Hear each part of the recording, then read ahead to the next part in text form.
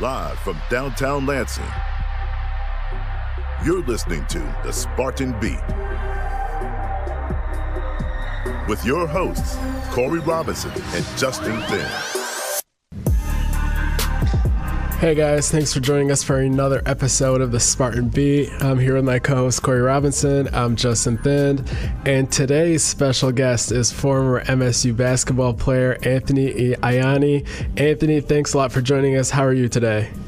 Doing good, guys. Thanks for having me on. Yeah, definitely. Corey, you want to go ahead and get Anthony's background here for those that don't know and start off with that? Yeah, I guess we'll start it off with this one. Can you kind of talk about your story and how you ended up at Michigan State and just kind of your background leading you up to that point, please? Yeah, so, it's a long story, but I'll make it as short as possible. Take your time. So when I was 4 years old, I was diagnosed with pervasive developmental disorder, or PDD-NOS for short, which is also on the autism spectrum. And when I was 5 years old, a group of doctors and professionals told my parents that because I have autism, to not expect me to do much or be much in life. They told my family I would barely graduate from high school, never go to college, never be an athlete, and I would likely end up in a group institution with other autistic individuals like myself for the rest of my life. My parents told me that story when I was a freshman year, just before the start of my freshman year at Okemos High School. So that kind of became my motivation to go out and prove those individuals and any other doubters and naysayers that have my life wrong. Had to work hard at everything from basketball to my social life and especially school, because I tell people all the time I wasn't the smartest kid that went to my high school. And I had a lot of support. I had a lot of support from incredible teachers in Okemos, incredible friends, teammates, coaches, and more importantly, my family. So I went on to graduate from Okemos High School in 2007, and then I went on to Grand Valley State University, which is one of the top Division II athletic programs in the country, for 2 years on a full ride scholarship for basketball. Didn't quite work out for me at Grand Valley State, so I decided to spend my last few years of college of living out my ultimate dream, which was to play for Coach Tom Izzo and the Michigan State Spartans, where I was a walk-on for 2 years. My senior year, I was awarded a full ride scholarship from Coach Izzo. Got to be a part of 2 Big Ten championship teams, a team that won the Big Ten tournament title in 2012, a team that went to a Final Four in 2010, and I got to play with some outstanding group of individuals who to this day I'm proud to call all those guys my brothers. More importantly, I got to make history of my own at Michigan State, and the first piece of history I made was becoming the NCAA's first Division I college basketball player with autism, a title that I still hold near and dear to my heart and I'm still proud of. But more importantly, I was able to prove all those doctors and professionals wrong, and I got my bachelor's degree in sociology from Michigan State.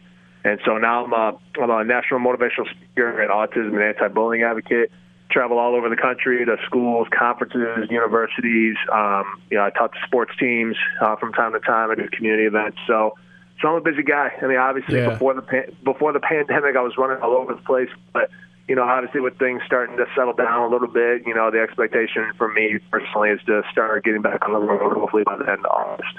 Yeah, that's a great story, and I know I read about it a little over a year ago. I think someone, local television station, did a piece on you. There was publications, and definitely your story is one of my favorite stories in all of sports, and it's so inspirational. So it's been cool getting to know you and talking everything from basketball recruiting to football recruiting with you the last few months or so.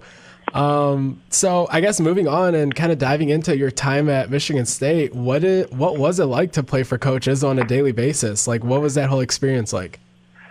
To this day, you guys, I tell people all the time, it was one of the greatest experiences I ever had as a student athlete. And, obviously I tell people too that Coach Izzo, he's one of the best individuals I've ever been around, because as a coach, he wants you to be perfect. Like, he wants you to be perfect as a player. He wants you to play perfect on offense. He wants you to run the plays perfectly.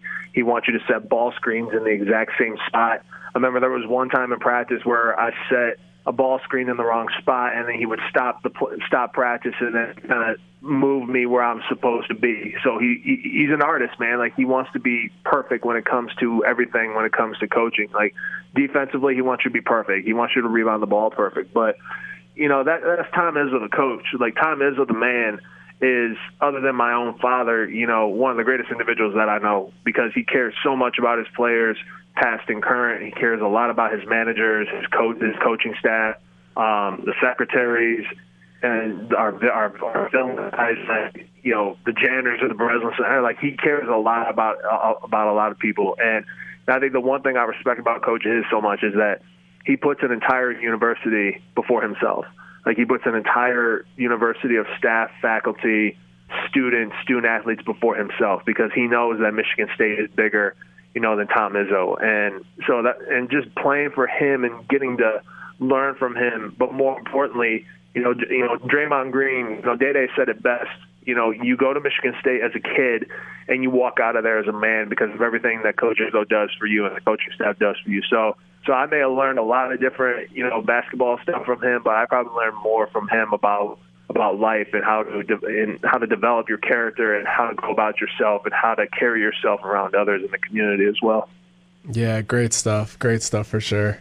So as you probably know better than most, sometimes Tom Izzo gets a little mad and blows a gasket. What's one of the memories that might be the funniest one of where he got really upset, but then something happened that made it actually turn out to be funny, or anything like that stick out? So it's actually funny. So we talk about the whole ball screen and everything like that. So there was one time in practice my senior year, and I guess this is where, you know, your senior status comes into play, whereas if you're a freshman, I don't know if you can get away with this, but so when I was at Grand Valley State, kind of rewind a little bit, my freshman year, we had beat Michigan State in the exhibition game at the Breslin Center. So I've always kind of joked with people that, you know, I kind of hold a winning record against, you know, Coach Iz. You know, I'm 1-0 against him. So one time we were working on ball screens in practice on the scout team, and I can't remember what team we were working on, but we were running a play where I had to set a ball screen at the top of the key, and I was in the best spot of where I had to be. And Coach Izzo blew the whistle in practice, and he called me out screaming, said, you know, hey, like, you're in the wrong spot. You got to be over here. And I was like, no, like, I'm in the same spot. Like, it's on the film. This is where I'm supposed to be. He goes, no, you're supposed to be over here. And then I dropped the, hey, who's 1-0 against you? Wow. And so everybody just looked at me like, what are you doing right now? Like, do you want to walk out of here alive right now? And Iz just looked at me with a big grin on his face, and he blew the whistle, and he's like, all right, let's run it. And I was like, oh, man. So it was intense for a minute, but then when I threw the, I'm 1-0 against you line at him, you know, it definitely, you know, became a funny moment after that. But, you know, that's Coach Izzo, man. And I think, you know, the other thing, too, with him is that, I mean, you guys talk about how sometimes he'll blow a gasket on his players, on his team, but at the end of the day, you know, if you learn from your mistake, from your previous mistake, and you go out and do it right, or you do it harder the next time, he's going to pat you on the back or pat you on the head and say, good job, because that's the type of coach he is. You know, he's going to stay on you because he wants you to be great at what you do. And then, you know, if you learn from your mistakes, he's going to pat you on the back and say, hey, great job. So yeah, I think that's one thing that makes him a great coach, is that he's always got your back and he's always going to tell you good job. Yeah, definitely. Yeah, that's a lot of what we hear from the people we talk to about Coach Izzo. He's a perfectionist, and that's where a lot of that passion comes from, but he's also one of those guys that he'll have a dialogue with you. He lets his players respond, and that's one of the great things about Coach Izzo. So moving on to just throughout all your years at Michigan State, what is like your number one memory that you kind of choose whenever someone tells you, what do you remember most about MSU? Like, do you have any singular memory that is like the icing on the cake for all your time at MSU? Oh, the aircraft carrier, hands down. Yeah. I mean, you know, I got to play Madison Square Garden. I got to play at Duke. I got to go to a Final Four, and I got to win two Big Ten championship teams. But out of the experiences I had playing on that aircraft carrier it tops them all, because, you know, it wasn't about, you know, who won or lost that game. It was about our country that day. It was about the men and women of the armed forces. I mean, the first thing we did when we landed in San Diego, when we got off the plane, we went straight to the aircraft carrier and we got a tour of the whole ship. We got to meet the crew, the captain, the men and women who protect our country, the real heroes of our country, and just see what they do. And, you know, we got to try and sleep in there and lay in their little beds, the little cots they got on the ship. And I couldn't fit in one. And I'm watching, you know, Adrian Payne sleeping in the middle bunk, and I'm like, man, like, how are you able to like squeeze yourself in the lowest bunk on here when you're like 6'11"?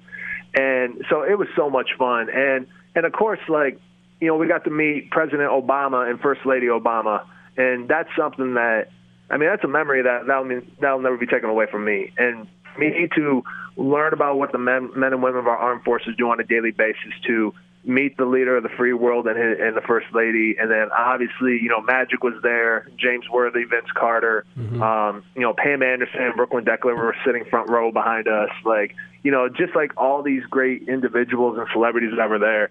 But again, the thing that really topped it all off, you guys, was when the clock was winding down at the end of the game, there was this loud chant of USA.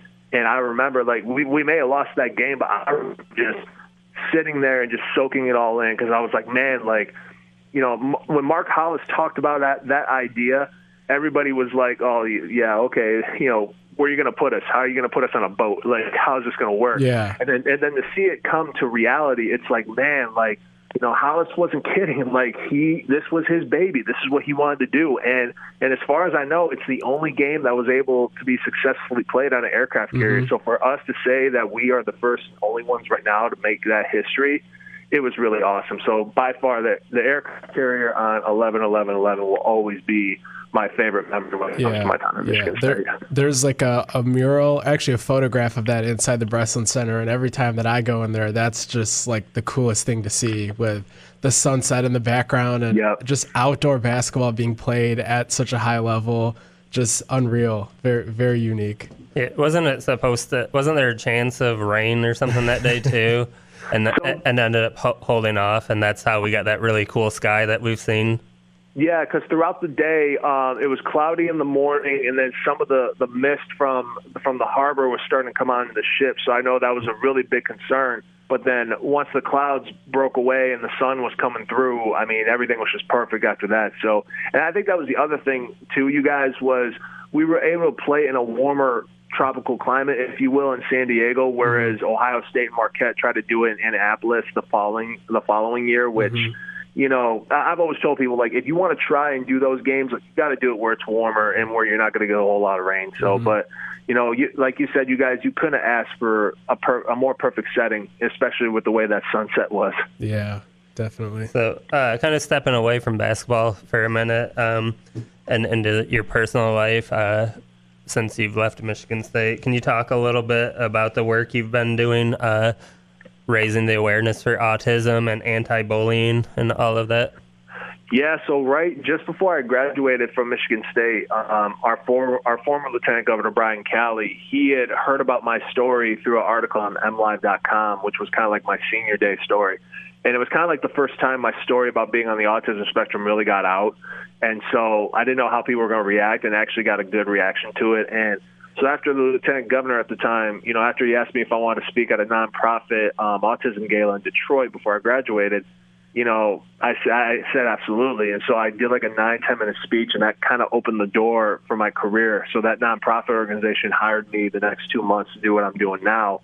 And then I started the Relentless Tour, which is the first ever grassroots initiative of its kind in the state of Michigan. So no anti-bullying initiative of mine, like the one that I do, has never been done in the state of Michigan.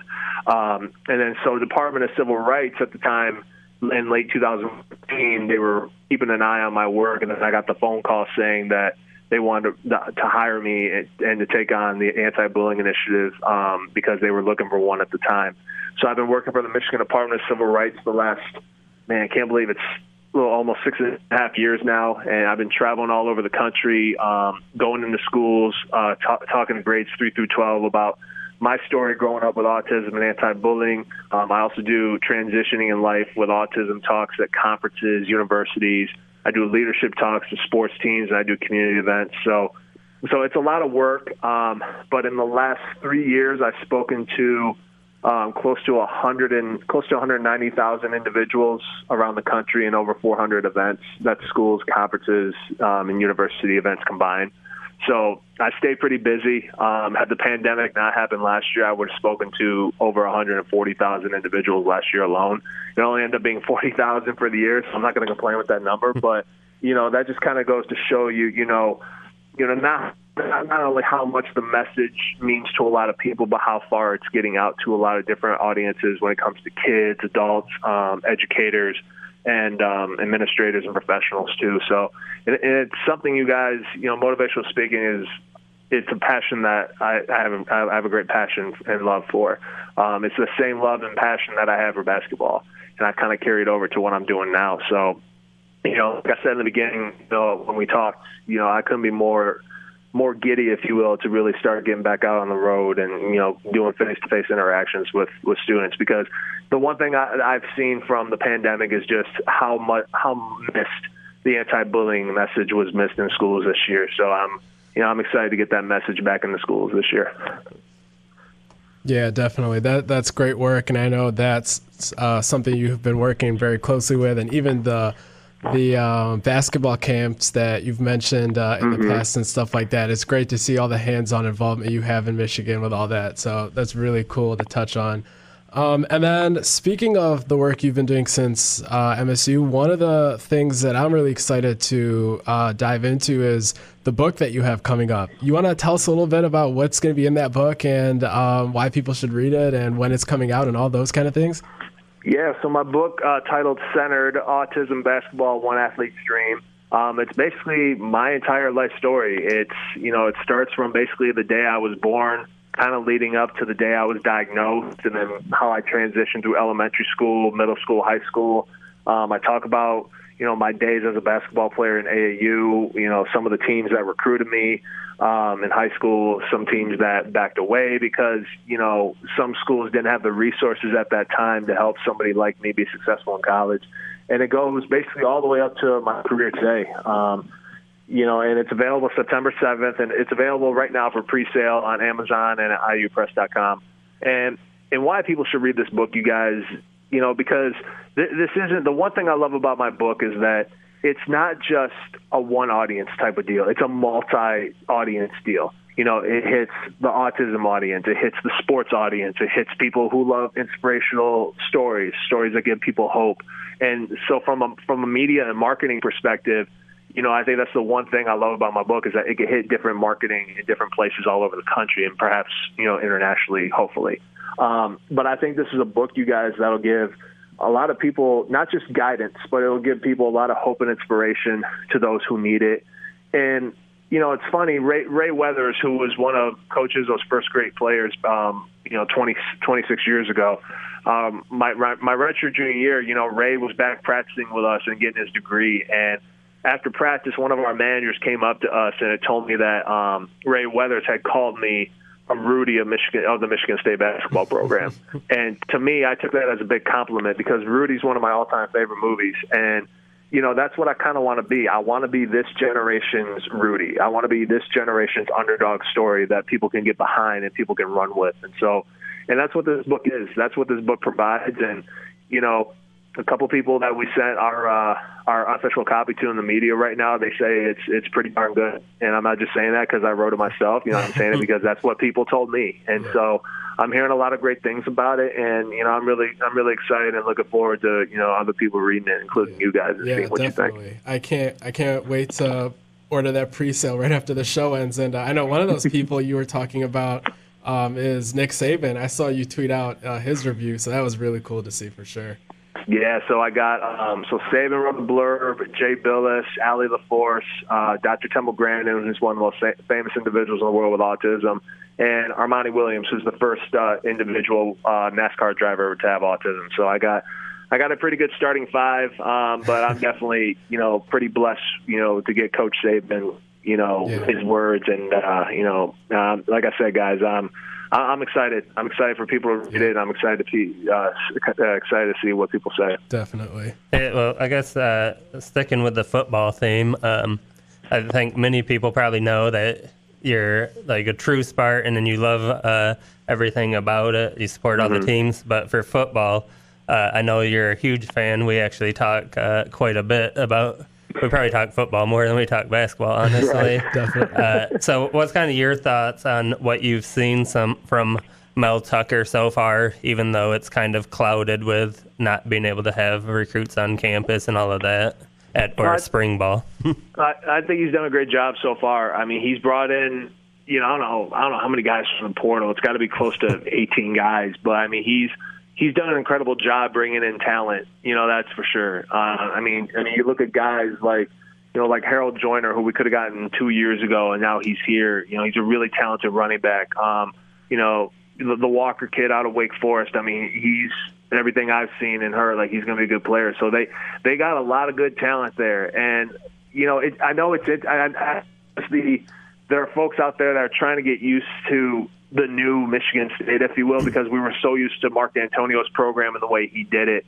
And, we kind of got spoiled over the years, too, with Coach D and all the success he's having. And it's a new journey for us as fans and the university, but I like the way it's heading. I like what they're doing right now. And, I've never been this excited about Michigan State football maybe since Connor Cook and Shalik Calhoun's senior year when they went to the playoff.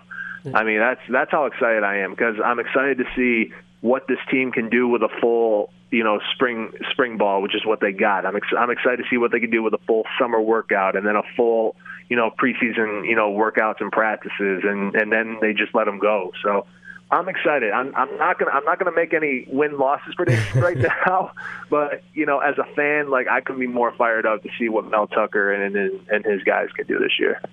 Yeah, absolutely. You hit it right. You hit the nail right on the head. And I guess since we talked about basketball, what are your thoughts on this upcoming season for MSU basketball now? And I guess you can even touch on a little bit of how you felt watching the team last year and how the off season, what you saw unfold, and just basically what's your thoughts on the state of MSU basketball?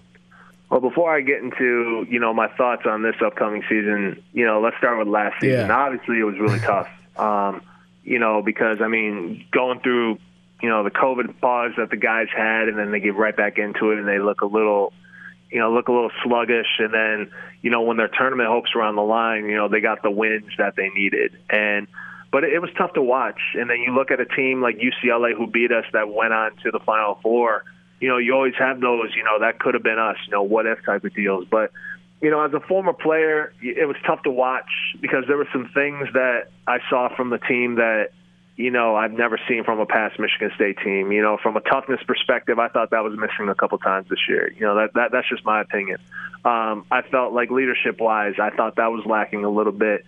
And that's nothing against, Josh Langford. I know Josh did the best, absolute best he could this year as a senior captain. But at the same time, if you don't get everybody to buy in and follow you, it's tough to do. And I think that's the one thing, why my senior in 2011-12 was so special, because everybody would follow Draymond, and Draymond held everybody accountable. And I think that was and same thing with Cassius Winston. Cash and Xavier Tillman held guys accountable, and guys followed them wherever they would go. And so I think that was what was missing this year. And then obviously with the transfers, I'm really not surprised at the amount of guys that left. But it also gives other guys opportunities to step up and see what they could do. And I'm looking forward to seeing what Gabe Brown does this season. I'm excited to see what Marcus Bingham can do, because they're both seniors. Julius Marble and Joey Hauser. I've seen Joey Hauser in practices go off and play like he's Dirk Nowitzki in Dirk's prime. I've seen it happen. He's just got to bring that to the games. I'm excited for, Tyson Walker coming in, our freshman coming in. So, it's going to be a fun season. I want you both to keep this in mind, though. I've always told people that Coach Izzo's best teams are when he doesn't have the all-stars. And a good example is that when we went to the Final Four in 2019. We lost Miles Bridges. We lost Jaren Jackson. We didn't have a lot of those quote-unquote five-star, all-star guys on our team. But I told folks that year, I said, watch, it's going to be a special year because, Coach Izzo does his best when he has guys who are going to buy in and who are not five-star players. Yeah. And they end up having a good year. So he doesn't have that this year. He doesn't have those five-star studs, other than Max Christie, of course. But other than that, he's got some guys that look like the Spartan dogs of old, which is tough, gritty, players play, tough players win. So I'm excited to see what they do. I'm really excited, and I'll be even more excited when we're all able to step foot in the Breslin Center this season.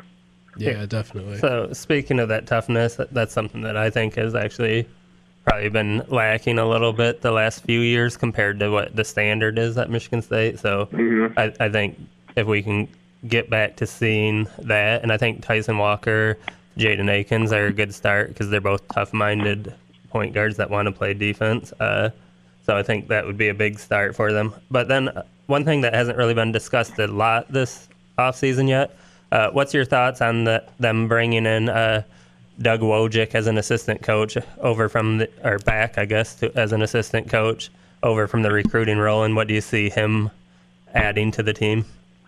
I think it's a good move. You know, Doug's a really good coach, and he's a really good recruiter. And you know, he had a good head coaching career at Tulsa. You know, and Doug knows our program better than anybody else because I mean he was there. You know, when we went to a Final Four in 2005. You know, he helped recruit guys like Shannon Brown, like Mo Ager, like Drew Neitzel. So you know, he's been around the block a couple times, so he can recruit and he knows the game really well. So when we brought him back and when we hired him, you know, it really wasn't a surprise. And I know a lot of people didn't like it; they wanted to go elsewhere, but.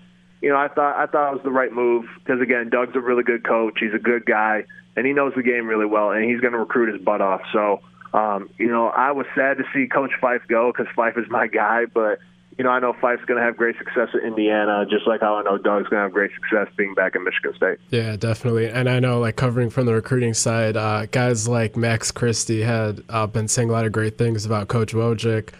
Even from back when he was a recruiting director. So he should have a seamless transition back to the sideline as he's going to continue to recruit how he was recruiting. And obviously, like you said, he has a long resume as an on-court coach, including a head coach. So that should be a seamless transition from Fife to Wojcik. Last couple questions here. We'll make these quick, kind of like a speed round type of thing. Sure.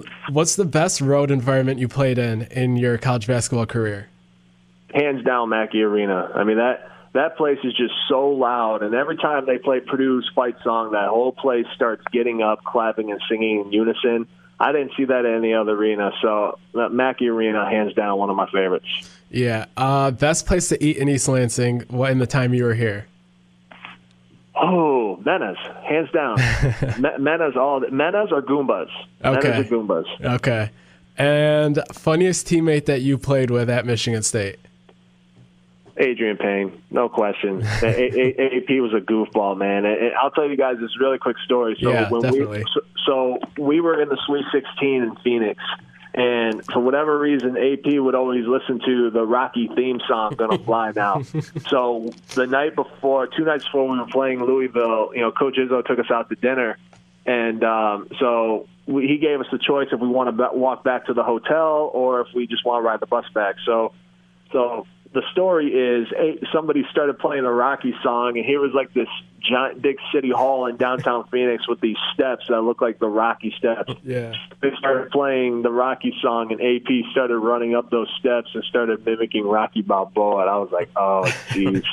So I guess after that, before every game, he was listening to the Rocky theme song, but he was just – I mean, AP was not only just a funny dude, man, but a really great guy, too. But he was definitely a goofball.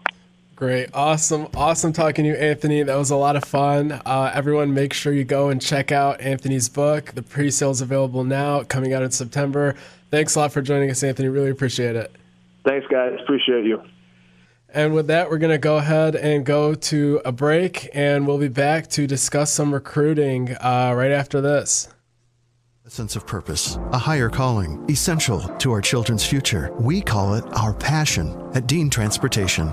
We are a family, hardworking folks who for more than 60 years have connected children to learning, schools to our communities, and you to a better career, pioneering the best in health and safety standards because it's simply what we do, because safe student transportation has always been essential. Dean is now hiring community-focused individuals for immediate school bus driver, attendant, and mechanic positions for local schools throughout mid-Michigan. To learn more, visit jobs@dean.com/Lansing. Experienced applicants will receive up to a $750 sign-on bonus. For individuals with no prior experience, Dean will pay you to train. Positions may also allow you to start and stop work from local parking locations or your home throughout mid-Michigan. If you're looking to make the community a better place, we'll put you in the driver's seat. Join the Dean Transportation family today at jobs@dean.com/Lansing. Thinking of a new air conditioning unit for your home? Hi, Peggy Doty with Doty Mechanical. A new Carrier high-efficiency AC unit will lower your energy usage and increase your home comfort. Current Carrier Cool Cash offers and available utility rebates mean your savings have never been better. Call Doty Mechanical today at 327-7777 or visit us at dotymechanical.com for your free estimate. For heating and cooling, the names to know, Doty Mechanical and Carrier, turn to the experts. Boyne Golf presents Michigan's Magnificent 10.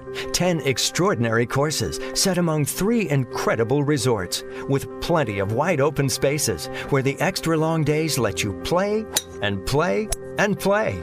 And when you're done, a variety of amenities and charming towns await. The golf's so varied, the accommodations so welcoming, each visit's a new experience. So visit BoyneGolf.com to plan your time here. That's BoyneGolf.com. NBC News Radio, I'm Mark Mayfield. The 3 deputies who shot a black North Carolina man in his car last month will be disciplined and retrained. That update came after it was revealed they won't be charged for killing Andrew Brown Jr. They were serving an arrest warrant at Brown's home when he tried to drive away. His family's attorney calls the decision an attempt to whitewash an unjustified killing. President Biden is promoting the development of electric vehicles in the U.S. The auto industry is at a crossroads. And the real question is whether we'll lead or we'll fall behind in the race to the future. Biden visited a Ford electric vehicle facility in Michigan and noted that China has surpassed the U.S. in research and development. He argued the U.S. must move fast to catch up and vowed that the future will be made in America. The White House plans to check in with Senate Republicans in a few days on an infrastructure deal. A second meeting in a week ended with little progress, but senators did describe it as productive. The top negotiator says that they have a revised proposal and they're closing in on what defines infrastructure. The biggest issue is how to pay for it.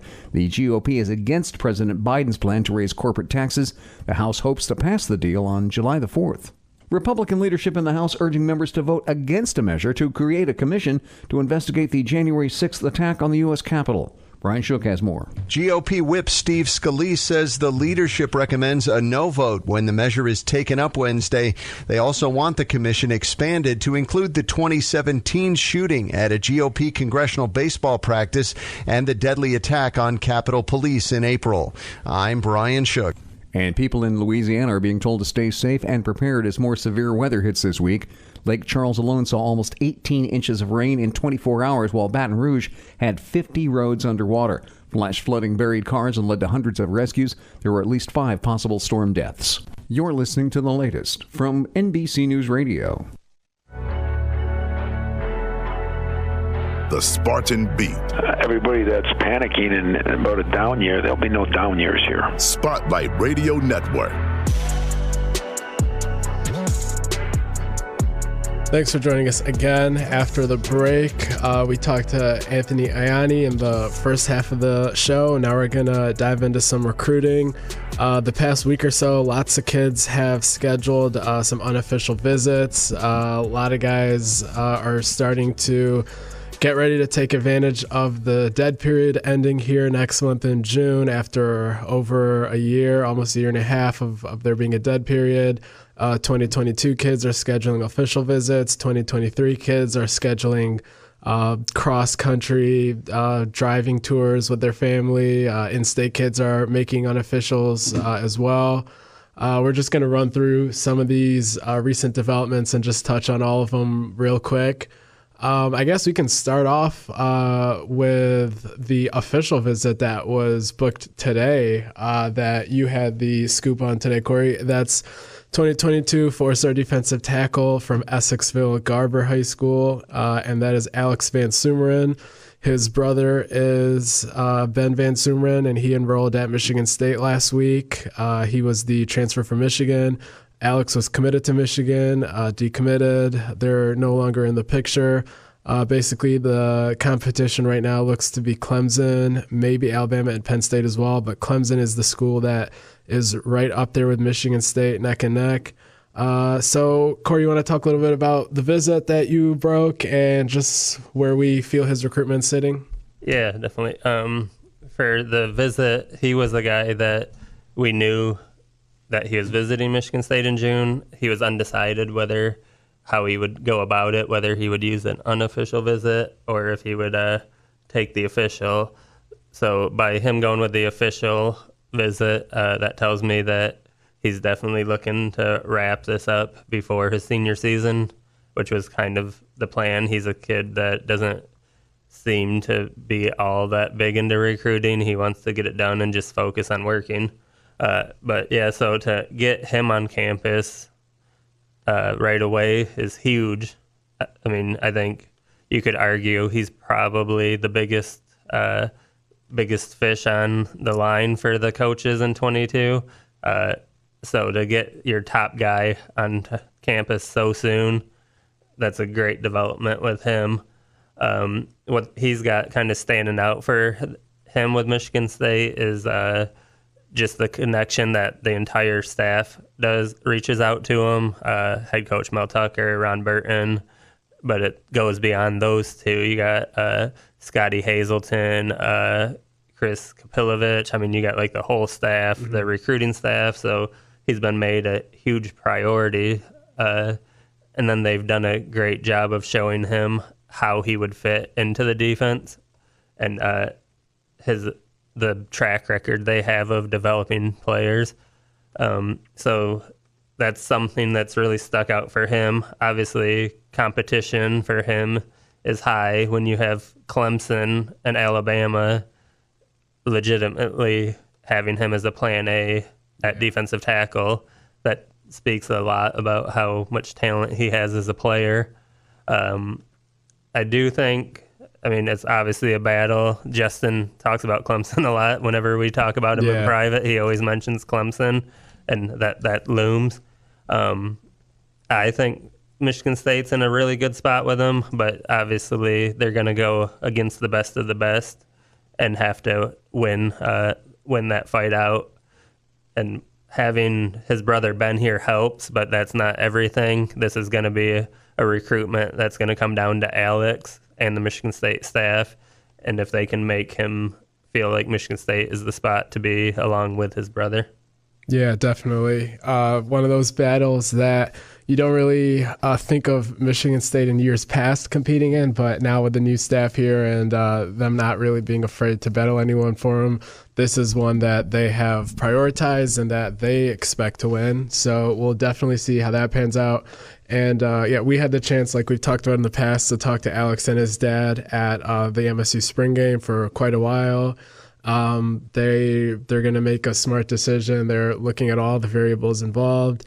They were especially impressed by the fact that Coach Burton's been here for such a long time. They don't really see any sort of issue with stability in his position group here in terms of Michigan State. The same can't be said for all the colleges that he's considering and was considering. Basically, that's definitely a recruitment worth monitoring. It's not just Michigan State hanging around, but us thinking, it's Clemson possibly. No, this is a real recruitment battle that Michigan State has a real shot in.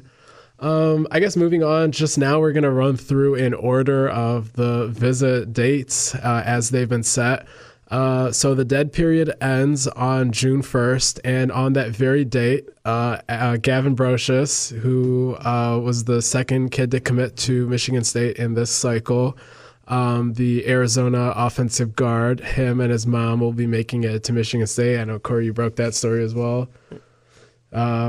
I know they've talked about how excited they were to visit Michigan State back when he committed and he was on our podcast. Just anything you want to add about Gavin and those guys and how excited they are? Yeah, he's pumped up for the visit. Like he kind of reminds me a little bit of Kevin Wigington in the sense that he's so bought into the culture and the program, even though he hadn't been here. Where you look at like Kevin, he literally just arrived on campus Saturday. And that was the first time he spent with the coaches in person and all of that.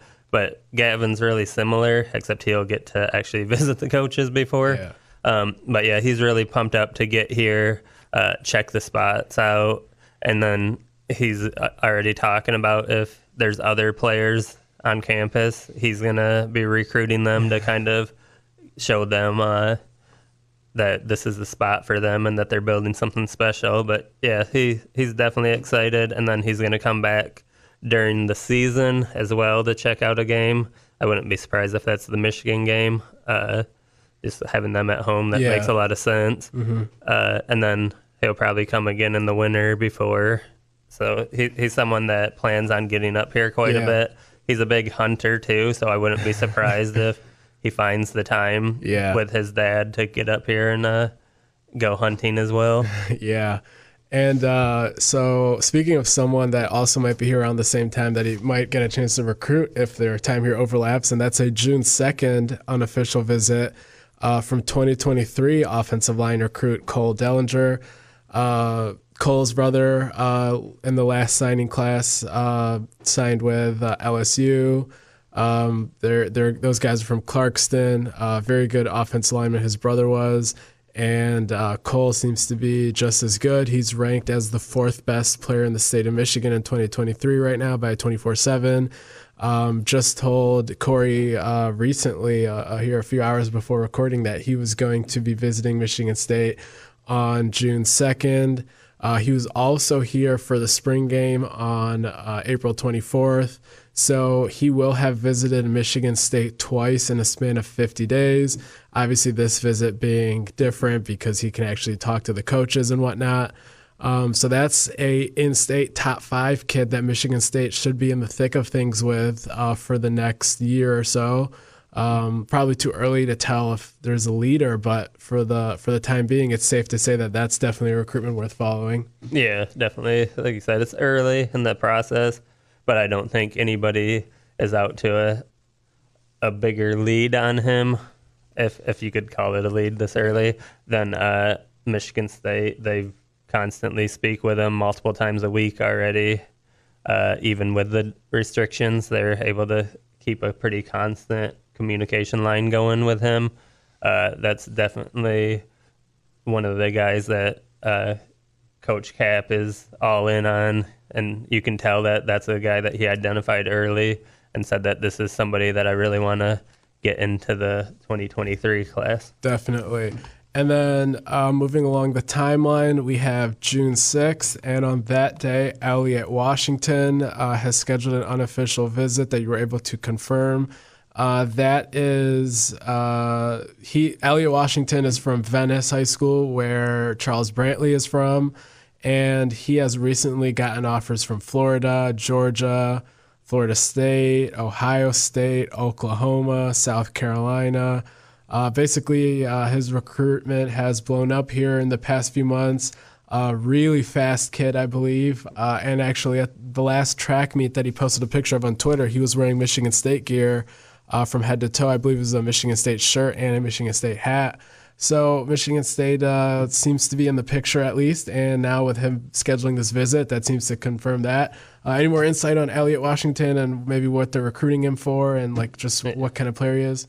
Definitely, yeah. So for people that might not be familiar with him, he's the nephew of former Spartan safety Nehemiah Warwick, who got made famous for decapitating a Wisconsin wide receiver back when you were allowed to hit people going over the center of the field. And then his other uncle is Peter Warwick, the all-time great player at Florida State. So he's got good genes, and his dad played basketball at Alabama. So really athletic family that's had a lot of success in college in the next level. So he's got those genes, like Justin mentioned, very fast kid. He could project to free safety or corner, anywhere in the secondary, really. Getting him on campus early in his recruitment will be huge for Michigan State because it allows them to really lay the groundwork going forward from now until September 1st when they're able to speak with 23 recruits more freely. So, yeah, absolutely huge to get a player that's going to be a national level recruit with connections on campus so soon. Yeah, and then now jumping back to a 2022 kid for the next visit on the docket, which is a June 10th visit, is an unofficial from Christian Stokes. He's listed as an athlete. I believe Coach William Piegler, the running backs coach, is his primary recruiter. And this is a kid that has a commitment date set for July 10th. So 1 month after his Michigan State unofficial. I believe he has an official set to Iowa on the 25th of June. So I believe you said that first he's going to be in town for this unofficial, and he might add a official later in the month as well before his July commitment date. You want to talk a little bit about Christian Stokes? Yeah, he's someone that Michigan State offered early, but they maybe didn't go all in as they were trying to figure out where he projects. He's a great athlete at 6'1", 195. Plays defensive back and running back, even some wildcat quarterback for his team in high school. He's just kind of one of those kids that hates coming off the field. And he projects to a lot of places like Iowa and West Virginia, I believe, are recruiting him as a defensive back. Mm-hmm.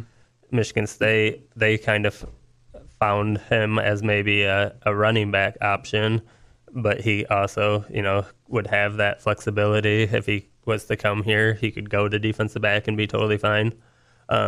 So he's coming up June 10th, and that's going to be a huge, huge impact on where this recruitment goes.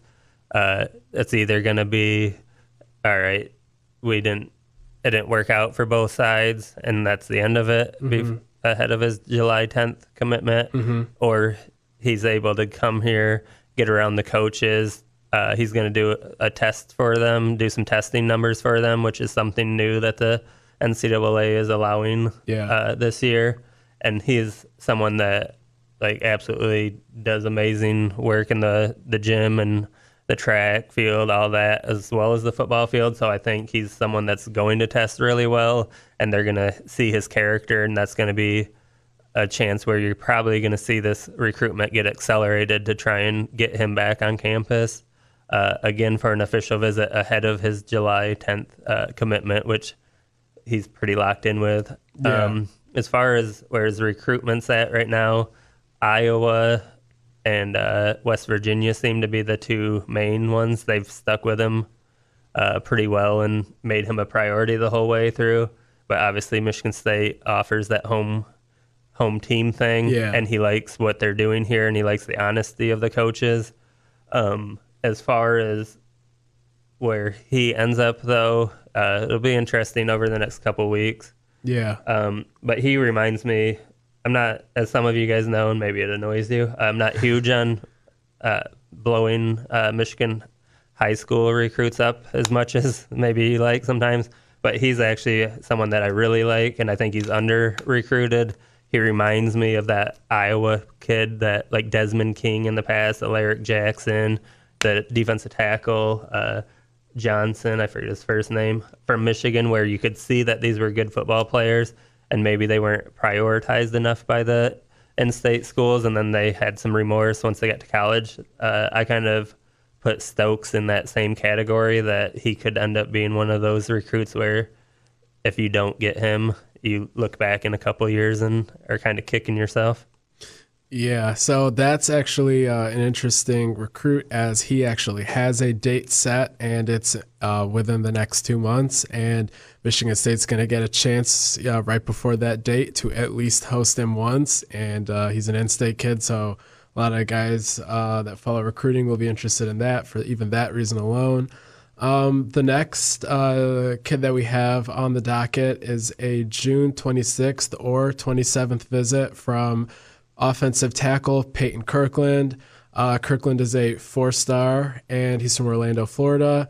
He's a kid that has 42 offers right now, so a lot of options. And of those 42 offers, he has chosen 17 schools tentatively that he is going to try to hit in June.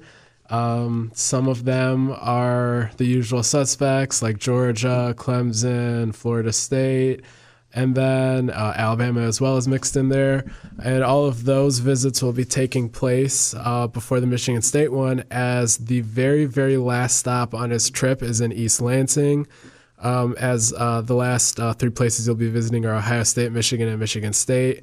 And as a result, MSU is going to get a chance to be one of the last visits on the stop, so they'll be a little fresh in the mind, even though he's probably a long way from committing and things could change. But I'm sure that you'd rather have that than be a random like June 11th or something like that. And he's a kid that Michigan State offered in June after the staff took over. And they've prioritized him and his buddy Braden Joyner. He's another kid that Michigan State has prioritized. He's an offensive lineman. He and Kirkland had talked about a package deal back in the day. I know you covered that angle back then. Not sure how strongly they're considering that, but it is important to note that Braden Joyner also told me that he'll be visiting Michigan State on the 27th. They're not forcing it to be where both kids are going to have to be there together on that date for the visit. As both of the plans could be fluid. They might have to push it back a day or so. But fact of the matter is Michigan State will be hosting both of them at the end of June. And they had very, very glowing remarks back when they were offered. Kirkland, for example, had said, on a scale of 1 to 10, my interest in MSU is a 10. It's been a childhood dream of mine, and my dreams are close to coming to a reality. So he's a kid from Chicago. He considers MSU one of his dream schools from the area. Corey, anything else to add about him or Braden Joyner, or does that pretty much cover it? Yeah, I'll just add that he's someone that I still talk to pretty regularly, and his interest in Michigan State has remained as strong as it was when he got the offer. Coach Cap is definitely leading the charge there. That's just the guy that he really connects really well with, and really is excited to get around him and just be around him and learn from him. Yeah, definitely. High profile kid, lots of offers. Same with Braden Joyner as well. So it's good to see them get into some of these battles and then also get a chance to host some of these kids so that they can have a chance as their recruitments continue. Then there's some other guys that are kind of deciding on dates. Jonathan Slack is one of them from Detroit King you mentioned. There's also Marco Lanes, who's from the Hun School in New Jersey. He told me that he's scheduling a visit for the 4th week of June. I believe he mentioned the 25th as the date he's currently planning, but it's not locked in.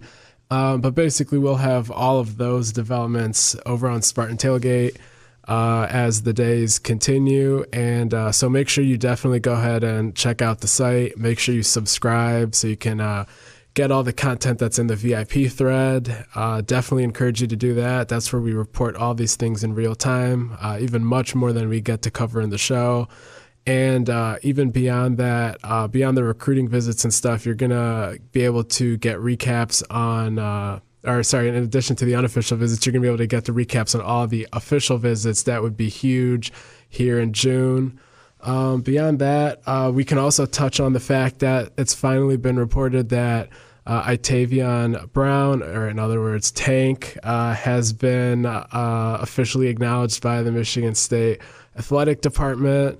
I know he wasn't included in the official list, but Corey, you touched on how the fact that that wasn't anything major, anything worth worrying about. It was just transcripts coming in from Minnesota.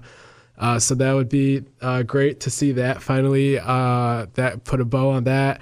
And then all the transfers are in. Michigan State is full. The initial counters rule is what it is. No other additional departures, such as Devin Hightower recently, who entered the portal. Those don't help. Those kind of things simply give MSU more scholarships to use over time. It does not give them more openings for new enrollees. And so that's one of the bigger pickups Michigan State had in the portal. So it's good to see him officially join the fold. In 24/7 Sports' transfer rankings that should be coming out here in the next few days, he's one of the top 100 ones in there. So even the industry professionals know that he's a valuable addition, and that's going to be a great hybrid kind of a edge rusher type of guy. So with that, it's Corey and Justin here signing off for the 4th episode of the Spartan Beat. Make sure you go ahead and subscribe to wherever you listen to podcasts, and make sure you check out our work over on our site. Thanks for joining us for another episode.